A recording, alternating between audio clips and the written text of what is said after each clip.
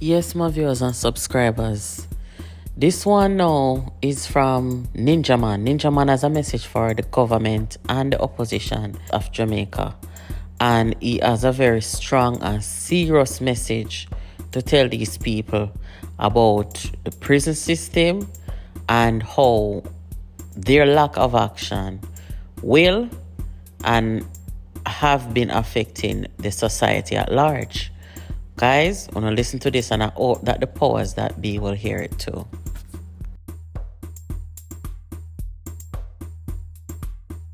Desmond Ballantyne, popularly known as dancehall artist Ninja Man.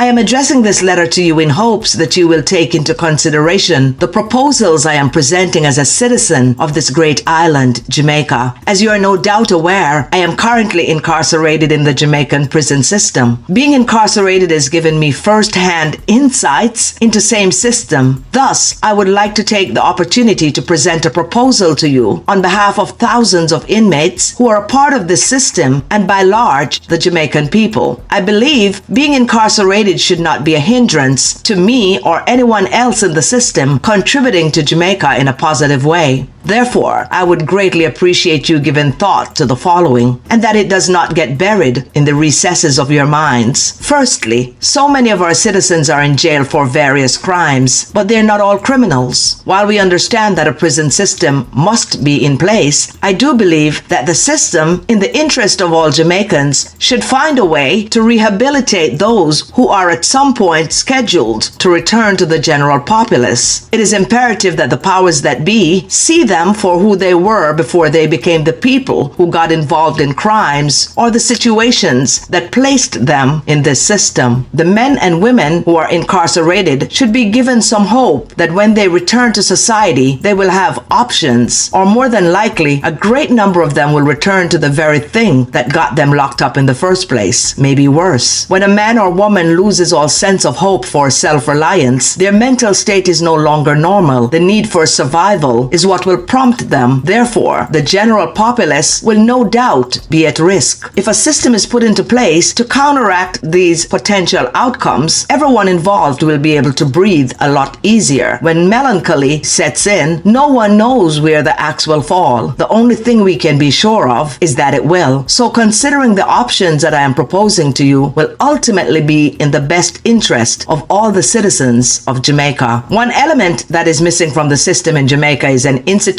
to rehabilitate those who have been incarcerated. We cannot deny that no one was born a criminal. All babies were born innocent beings. The system created criminals, whether through their upbringing or the ills of society. It is imperative that we create a system to help the people who are locked up to achieve self-reliance. We have great tradesmen, mechanics, bodywork professionals, carpenters, furniture makers, etc. in institutions across Jamaica who simply wake up in the mornings, take a shower, get fed, play football, and get back into lockup. There are a lot of unused skills that are going to waste. I feel that I, being institutionalized, should be more than just for punishment. I am not here to buy guns or form gangs. I'm here to change the mindset of the youth, and I'm asking the government to assist me with restarting a rehabilitation program that I'm willing to spearhead. I have already spoken with the superintendent and the deputy commissioner of the prison and requested a meeting from both. After that meeting, I would like to request a meeting with the Minister of Security, Minister of Justice, the Chief Justice, and the Prime Minister to be held at the prison institution. I would love if they could visit the institution so they can see firsthand what we are dealing with, so they can find ways and means to deal with the problems at hand. A huge percentage of the people inside these prison walls came in at an early age. Their best years are spent there. Their chances of making something good of themselves are tarnished. The burden of the prison institution should not be placed on the citizens of Jamaica. We must find a way for the institution to maintain itself. Computer classes, technician classes, mechanical, among other things, should be implemented. There are furniture makers who could make furniture. The furniture could be put on the auction block by having a yearly auction. A system could be set up where the general public can have their vehicles repaired, painted, accessorized, etc. at a cost lower than what is being offered on the outside. side. The prisoners involved in these work programs could benefit from a percentage of the proceeds. The greater percentage goes into an account for the institution that could be used for repairing the buildings, among other things. If the prisoner has a child, a portion of that could go to that child, and a small percentage goes in an account for that prisoner, so when he leaves the institution, he will have something to give him a new start, thus reducing the risk of him going back into society penniless and resorting to crimes in order to survive. Jamaican people are very ambitious. If a man spent 10, 15 years in prison, when he returns to the general population, he will see his peers who are well advanced with homes and vehicles and income while he has to start from scratch. If he gets a chance to improve on his skills while institutionalized and be able to have funds set aside for him for the work he did, it will give him an opportunity to move forward without having to commit another crime. Hence, the importance of rehabilitation should be foremost in our minds in order to reduce crime in the country and empower its citizens. The framework of the institution needs a reset. I will fight with every ounce of my bone, my blood, my life, my skin, my flesh, and my knowledge until we have an institution where, when youths are released, we can see them being rewarded for being the person they have become and not the person they used to be. I want to ask the Jamaican Human Rights Organization, what are you doing? There are some older inmates at General Penitentiary. A greater percentage of them are so old and they're sick and shaking, needing medical attention. They can no longer be a menace to society. They should be released from prison. Some have spent 30 or 40 years locked up and need medical attention. The General Penitentiary is overpopulated. 6 feet by 4 feet wide cells are housing 3 to 5 men at any one time. Send home these older men to their families. They're not physically or mentally capable of resorting to any kind of crime. The Human Rights Organization will need to step up to the plate and do their jobs effectively for the amelioration of the country in general. I am making this proposal, which will be set forth in a more professional manner for the people of Jamaica and not for any rewards. I do not expect to be praised. That's not my intent. I simply want to see Jamaica become a better place where its citizens can feel safe. In everything that we do, we can expect hiccups, but we must implement a program that will serve for the greater good. They say nothing beats a trial but a failure, but they also have another saying that if you try and fail, you should try again. We can impress upon the youth the importance of being a good citizen. In the 1980s election, which was a bloody one, I was on the front of a battlefield. Shabba Ranks and I became friends. There was a war going on between Tower Hill and Mall Road. Mall Road people did not like Shabba Ranks, as well as Tower Hill people did not like Ninja Man. I did not just do the song Living on Free Food Ticket. I called a peace meeting between the two factors. I put on a peace dance at Seaward All-Age School the first time Kilimanjaro played at that venue. It was a life and death dance because a lot of people were afraid. But when the dance ended, there was full-fledged peace. We can build back a peaceful Jamaica. It's possible. I have been a man of peace all my life. People may want to call me a criminal, but I'm the first to say peace and the last to say war. I am the first to want to build my country and the last to break it down. The earthquake we got recently was a cry from Mother Earth that she's displeased with the way we are operating. We need to get back to putting God on the forefront because we are not living right. Father God has gone to prepare a place for us and leave Mother Earth to take care of us, and we are disrespecting her every chance we get. Forget about climate change. It's the earth crying out to us, and we better take heed. It would be wise to initiate this effort by ceasing to disrespect the women of our society. A man is as weak as a branch of a dry tree, but that same man could be strengthened by a woman who is the root of that tree. So taking care of our women is paramount. I pray that everyone addressed in this letter will take its contents into consideration and move toward making that difference. I promise to elaborate more on these topics once my requests are honored. Thank you. I am Desmond Ballantyne, Ninja Man.